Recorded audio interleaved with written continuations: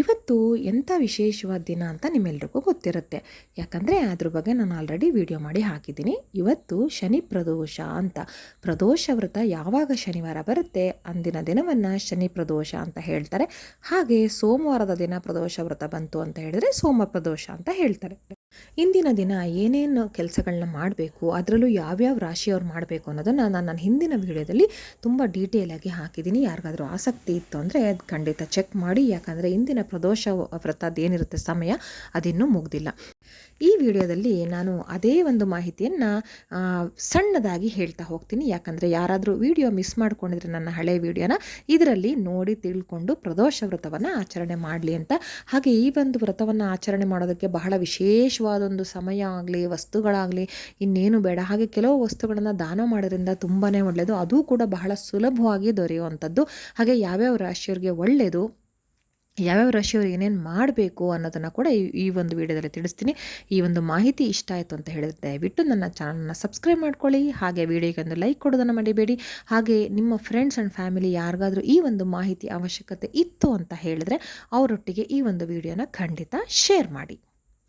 ಈಗ ನಾನು ಹೇಳ್ದಂಗೆ ಇವತ್ತು ಶನಿ ಪ್ರದೋಷ ಪೂಜೆ ಅಥವಾ ಶನಿ ಪ್ರದೋಷ ವ್ರತ, ಶನಿವಾರ ಬಂದಿರೋದ್ರಿಂದ ಪ್ರದೋಷ ವ್ರತನ ಶನಿ ಪ್ರದೋಷ ಅಂತ ಹೇಳ್ತಾರೆ. ಇಂದಿನ ದಿನ ಸಂಜೆ 5 ಗಂಟೆ ಮೇಲೆ 6:45 ಒಳಗೆ ವಿಶೇಷವಾಗಿ ಆಂಜನೇಯ ಸ್ವಾಮಿ ದೇವಸ್ಥಾನದಲ್ಲಿ, ಶಿವನ ದೇವಸ್ಥಾನದಲ್ಲಿ ಅಥವಾ ಶನೀಶ್ವರನ ವಿಗ್ರಹ ಇರುವಂಥ ದೇವಸ್ಥಾನಗಳಲ್ಲಿ ಒಂದು ವಿಶೇಷವಾದ ಪ್ರದೋಷ ಪೂಜೆಯನ್ನು ಮಾಡ್ತಾರೆ. ಸಂಜೆ ಸಮಯದಲ್ಲಿ ಮಾಡ್ತಾರೆ. ಇಂದು ಕೆಲವು ರಾಶಿಗಳು, ಅದರಲ್ಲೂ ವಿಶೇಷವಾಗಿ 5 ರಾಶಿಯವರು ಈ ಒಂದು ಸಂಜೆ ಪೂಜೆ ಶಿವನ ದೇವಸ್ಥಾನದಲ್ಲಿ ಅಥವಾ ಆಂಜನೇಯ ಸ್ವಾಮಿ ದೇವಸ್ಥಾನದಲ್ಲಿ ಅಥವಾ ಶನೇಶ್ವರ ವಿಗ್ರಹ ಇರುವಂತಹ ದೇವಸ್ಥಾನಗಳಲ್ಲಿ ಈ ಒಂದು ಪ್ರದೋಷ ಕಾಲ ಪೂಜೆ ಅಂತ ಮಾಡ್ತಾರೆ. ನಾನು ಹೇಳ್ದಂಗೆ 5 ಗಂಟೆ ಮೇಲೆ 6:45 ಒಳಗಡೆ ಮಾಡ್ತಾರೆ. ಖಂಡಿತ ಎಲ್ಲರೂ ಕೂಡ ಪಾಲ್ಗೊಳ್ಬೇಕು. ಅದರಲ್ಲಿ ಯಾವ್ಯಾವ ರಾಶಿಯವರು ಪಾಲ್ಗೊಳ್ಬೇಕು ಅಂತ ಹೇಳಿದ್ರೆ ಮೇಷರಾಶಿಯವರು, ಕುಂಭರಾಶಿಯವರು, ಮೀನರಾಶಿಯವರು, ಧನಸ್ಸು ರಾಶಿಯವರು, ಹಾಗೆ ಸಿಂಹರಾಶಿಯವರು. ಇದರಲ್ಲಿ ಮೇಷರಾಶಿಯವರು, ಕುಂಭರಾಶಿಯವರು ಹಾಗೆ ಮೀನರಾಶಿಯವರು 7:30 ನಲ್ಲಿ ಇರ್ತಾರೆ. 7:30 ನಡೀತಾ ಇರುತ್ತೆ ಅವರಿಗೆ. ಹಾಗೆ ಧನಸ್ಸು ರಾಶಿಯವರಿಗೆ ಅರ್ಧಾಷ್ಟಮ ಶನಿ ನಡೀತಿರುತ್ತೆ. ಹಾಗೆ ಸಿಂಹರಾಶಿಯವರಿಗೆ ಅಷ್ಟಮ ಶನಿ ನಡೀತಾ ಇರುತ್ತೆ. ಹಾಗಾಗಿ ಇವರೆಲ್ಲರೂ ಕೂಡ ಶನಿಯ ಕಾಟ ಒಂದು ಸ್ವಲ್ಪ ಇದ್ದೇ ಇರುತ್ತೆ. ಅಂದರೆ ಜೀವನದಲ್ಲಿ ಒಂದು ಅಪಮಾನ ಆಗೋದು ಆಗಿರಬಹುದು, ಅವಮಾನ ಆಗಿರಬಹುದು, ಅಥವಾ ಸುಮ್ಮನೆ ಏನೂ ತಪ್ಪಿಲ್ಲದೆ ಇದ್ರೂ ಕೂಡ ಅವ್ರ ಮೇಲೆ ಒಂದು ಅಪವಾದ ಬರೋದಾಗಿರ್ಬೋದು. ಇವೆಲ್ಲವೂ ಕೂಡ ಆಗ್ತಾ ಇರುತ್ತೆ. ಇವೆಲ್ಲವೂ ಪರಿಹಾರ ಆಗಬೇಕು ಅಂತ ಹೇಳಿದ್ರೆ ನೀವು ಇಂದಿನ ಸಂಜೆ ನಾ ಹೇಳ್ದಂಗೆ 5 ಗಂಟೆ ಮೇಲೆ ದೇವಸ್ಥಾನಕ್ಕೆ ಹೋಗಿ ಅಲ್ಲಿ 6:45 ಒಳಗಡೆಗೆ ವಿಶೇಷವಾಗಿ ಶಿವನ ದೇವಸ್ಥಾನದಲ್ಲಿ ಪ್ರದೋಷ ಕಾಲ ಪೂಜೆ ಅಂತ ಮಾಡ್ತಾರೆ. ಅದರಲ್ಲಿ ಪಾಲ್ಗೊಂಡ್ರೆ ಸಾಕಾಗುತ್ತೆ.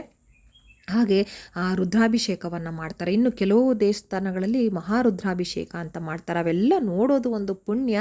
ಹಾಗೆ ಅದನ್ನೆಲ್ಲ ನೋಡ್ತಾ ನಾವು ಶಿವನ ಸ್ಮರಣೆ, ಶನೇಶ್ವರನ ಸ್ಮರಣೆ ಮಾಡ್ತು ಅಂತ ಹೇಳಿದ್ರೆ ನಮಗಿರುವ ಒಂದು ಶನಿ ಪೀಡೆ ಏನಿರುತ್ತೆ ಅದು ಎಷ್ಟೋ ಪಾಲು ಬಿಟ್ಟು ಹೋಗುತ್ತೆ ಅಂತ ಹೇಳ್ತಾರೆ. ಹಾಗೆ ನಾವು ಶನೇಶ್ವರನ ಕೃಪೆಗೆ ಪಾತ್ರರಾಗೋಕ್ಕೆ ತುಂಬ ಒಂದು ಒಳ್ಳೆಯ ಸಮಯ ಅಂತ ಹೇಳಲಾಗುತ್ತೆ. ಇದರಲ್ಲಿ ನೀವು 2 ರೀತಿಯ ವಸ್ತುಗಳನ್ನು ದಾನ ಮಾಡಿದ್ರೆ ತುಂಬಾ ಒಳ್ಳೆಯದು. ಯಾವ್ಯಾವ ವಸ್ತು ಅಂತ ನೋಡೋದಾದರೆ ಮೊದಲಿಗೆ ಎಳ್ಳೆಣ್ಣೆನ ನೀವು ದೇವಸ್ಥಾನಕ್ಕೆ ಹೋಗಿ ಕೊಡೋದ್ರಿಂದ, ವಿಶೇಷವಾಗಿ ನೀವು ಎಳ್ಳೆಣ್ಣೆ ಕೊಡೋ ಒಂದು ದೇವಸ್ಥಾನದಲ್ಲಿ ಶನೇಶ್ವರನ ವಿಗ್ರಹ ಅಥವಾ ಶನೇಶ್ವರನ ಪುಟ್ಟುಗುಡಿ ಇರಬೇಕು. ಅಥವಾ ಆಂಜನೇಯ ಸ್ವಾಮಿ ದೇವಸ್ಥಾನಕ್ಕೆ ಹೋಗ್ತೀರಾ ಅಂದರೆ ಅಲ್ಲೂ ಕೂಡ ಶನೇಶ್ವರ ಇದ್ದರೆ ತುಂಬ ಒಳ್ಳೆಯದು. ನೀವು ಈ ರೀತಿಯ ದೇವಸ್ಥಾನಗಳಿಗೆ, ಈ ದೇವರು ಇರೋ ಅಂಥ ದೇವಸ್ಥಾನಗಳಿಗೆ ಹೋಗಿ ನೀವು ಎಳ್ಳೆಣ್ಣೆನ ದಾನ ಮಾಡಬೇಕು. ಅಂದರೆ ಅಲ್ಲಿ ಪುರೋಹಿತರು ಯಾರಿರ್ತಾರೆ ಅವರಿಗೆ ಅದನ್ನು ಕೊಡೋದ್ರಿಂದ ಅವರು ದೇವರ ಕೆಲಸಕ್ಕೆ ಬಳಸ್ಕೊಳ್ತಾರೆ. ಅಂದರೆ ದೇವರ ದೀಪಕ್ಕೆ ಇರಬಹುದು ಅಥವಾ ಎಳ್ಳೆಣ್ಣೆ ಬತ್ತಿ ಎಲ್ಲ ಏನು ಹಾಕ್ತಾರಲ್ಲ ಜನಗಳು ಬಂದು ಅದಕ್ಕಿರ್ಬೋದು, ಯಾವುದಕ್ಕಾದರೂ ಒಂದು ಸದ್ವಿನಿಯೋಗ ಆಗುತ್ತೆ. ಸೊ ಅದರಲ್ಲಿ ನಿಮ್ಮ ಪಾಪ ಕೂಡ ಪರಿಹಾರ ಆಗುತ್ತೆ ಎಳ್ಳೆಣ್ಣೆನ ನೀವು ದಾನ ಮಾಡೋದ್ರಿಂದ. ಇನ್ನೊಂದು ಅಂತ ಹೇಳಿದ್ರೆ ಪಂಚಾಮೃತಕ್ಕೆ ಬೇಕಾಗಿರುವಂತಹ ವಸ್ತುಗಳು. ಪಂಚಾಮೃತಕ್ಕೆ ಏನು ಬೇಕು? ಹಾಲು, ಮೊಸರು, ತುಪ್ಪ, ಜೇನುತುಪ್ಪ ಹಾಗೆ ಸಕ್ಕರೆ. ಈ ಒಂದು 5 ಪದಾರ್ಥಗಳನ್ನು ನೀವು ದಾನ ಮಾಡೋದ್ರಿಂದ, ದೇವಸ್ಥಾನಕ್ಕೆ ಕೊಡೋದ್ರಿಂದ ತುಂಬಾ ಒಳ್ಳೆಯದಾಗುತ್ತೆ.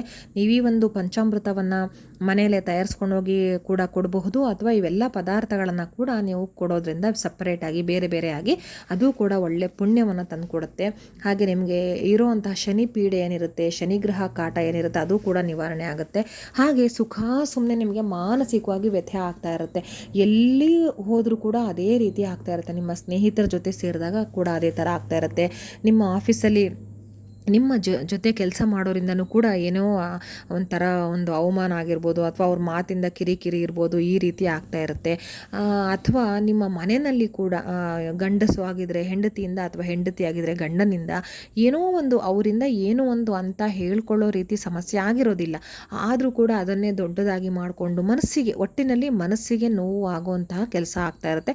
ನಿಮ್ಮ ಮನಸ್ಸು ನೋಯ್ತಾ ಇರುತ್ತೆ, ತುಂಬ ನೊಂದ್ಕೊಳ್ತಾ ಇರ್ತೀರ ಎಲ್ಲದಕ್ಕೂ. ಸಣ್ಣ ಪುಟ್ಟ ವಿಷಯನೇ ಆಗಿರುತ್ತೆ, ಆದರೆ ನಿಮ್ಗೆ ತುಂಬ ದೊಡ್ಡದಾಗಿ ಭಾವನೆ ಬಂದು ತುಂಬ ನೋವು ಅನುಭವಿಸ್ತೀರ. ಇವೆಲ್ಲವೂ ಈ ಥರ ಶನಿ ಪೀಡೆ ಅಥವಾ ಶನಿ ಕಾಟದಿಂದ ಆಗ್ತಾ ಇರುತ್ತೆ. ವಿಶೇಷವಾಗಿ ನಾನು 5 ರಾಶಿಗಳು ಹೇಳಿದ್ನಲ್ವ, ಅವರಿಗೆ ಹೆಚ್ಚಾಗಿ ಇದರ ಪರಿಣಾಮ ಇದ್ದೇ ಇರುತ್ತೆ.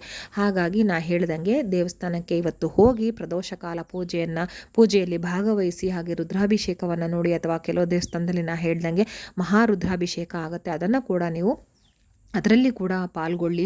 ಮತ್ತು ಪಂಚಾಮೃತಕ್ಕೆ ಬೇಕಾಗಿರುವಂಥ ವಸ್ತುಗಳನ್ನು ಬೇರೆ ಬೇರೆಯಾಗಿ ತೊಗೊಂಡೋಗಿ ಕೊಡಿ.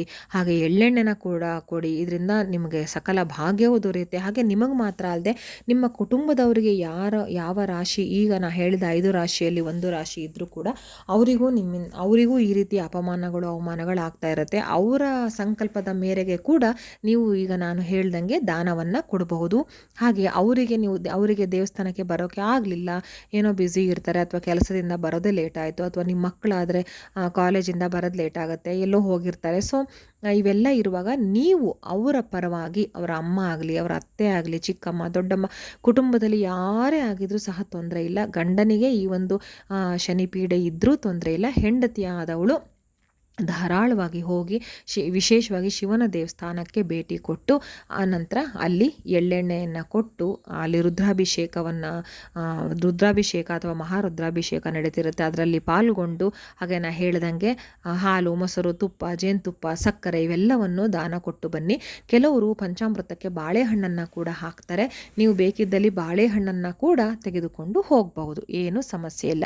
ಹಾಗೆ ಇಷ್ಟನ್ನು ನೀವು ತಪ್ಪದೇ ಮಾಡೋದ್ರಿಂದ ನಿಮಗೆ ಇದ್ದರೆ ನಿಮ್ಮ ಸಂಕಲ್ಪದ ಮೇಲೆ ನೀವು ಕೊಡಬೇಕಾಗತ್ತೆ. ನನಗೆ ಈ ಥರ 7.5 ನಡೀತಾ ಇದೆ, ಅಥವಾ ಅಷ್ಟಮ ಶನಿ ಅಥವಾ ಅರ್ಧಾಷ್ಟಮ ಶನಿ ನಡೀತಾ ಇದೆ, ಹಾಗಾಗಿ ನನಗೆ ಒಳ್ಳೇದು ಮಾಡಿಕೊಡು ಅಂತ ಹೇಳಿ ಕೊಡೋದ್ರಿಂದ ತುಂಬ ಒಳ್ಳೆಯದು. ಇಲ್ಲ ನಾ ಹೇಳ್ದಂಗೆ ಕುಟುಂಬದವ್ರಿಗೆ ಯಾರಿಗೆ ಇದ್ರೂ ಕೂಡ ಅವರಿಗೆ ಈ ಥರ ಇದೆ ಅಂತ ಅದೇ ಸಂಕಲ್ಪದ ಮೇಲೆ ನೀವು ಅಲ್ಲಿ ಪುರೋಹಿತರು, ಭಟ್ರು, ಅಥವಾ ಯಾರಿರ್ತಾರೆ, ಅಥವಾ ದೇವಸ್ಥಾನದಲ್ಲಿ ಒಂದು ಪೂಜೆಯನ್ನು ಮಾಡ್ತಿರ್ತಾರಲ್ಲ, ಅವರಿಗೆ ನೀವೆಲ್ಲವನ್ನು ಕೊಡೋದ್ರಿಂದ ಸಕಲ ಏನು ಶನೀಶ್ವರನ ದೋಷ ಇರುತ್ತೆ, ಕೆಟ್ಟ ದೃಷ್ಟಿ ನಿಮ್ಮ ಮೇಲೆ ಬಿದ್ದಿರುತ್ತೆ, ಅದೆಲ್ಲವೂ ಕೂಡ ಒಳ್ಳೆ ದೃಷ್ಟಿಯಾಗಿ ಬದಲಾವಣೆ ಆಗ್ತಾ ಹೋಗುತ್ತೆ. ಜೀವನದಲ್ಲಿ ಖಂಡಿತ ಒಂದು ಒಳ್ಳೆ ಬದಲಾವಣೆಯನ್ನು ನೋಡ್ತೀರಾ ನೀವು. ಖಂಡಿತ ತಪ್ಪದೆ ಇಂದು ಸಂಜೆ ಶನಿ ಪ್ರದೋಷಗಳಲ್ಲೇ ವಿಶೇಷವಾದದ್ದು ಅಂತ ಹೇಳಿದ್ರೆ ಶನಿ ಪ್ರದೋಷ. ಯಾಕಂದರೆ ಶನಿ ಪೀಡೆಯಿಂದ ನರಳ್ತಾ ಇರ್ತಾರಲ್ವ, ಹಾಗಾಗಿ ನೀವು ತಪ್ಪದೆ ನಾ ಹೇಳಿದಂಗೆ ಈ ಒಂದು ಕೆಲಸವನ್ನು ಮಾಡಿ. ಈ ಪ್ರದೋಷ ಬಿಟ್ಟರೆ ನೆಕ್ಸ್ಟು ಬೇರೆ ಒಂದು ದೇವರ ಪ್ರದೋಷ ಸಿಕ್ಕತ್ತೆ. ಹಾಗಾಗಿ ಶನಿ ಪ್ರದೋಷ ಏನಿರುತ್ತೆ, ಈ ಒಂದು ಸಮಯವನ್ನು ಸದ್ವಿನಿಯೋಗ ಮಾಡಿಕೊಳ್ಳಿ. ನಿಮಗೂ ನಿಮ್ಮ ಕುಟುಂಬಕ್ಕೂ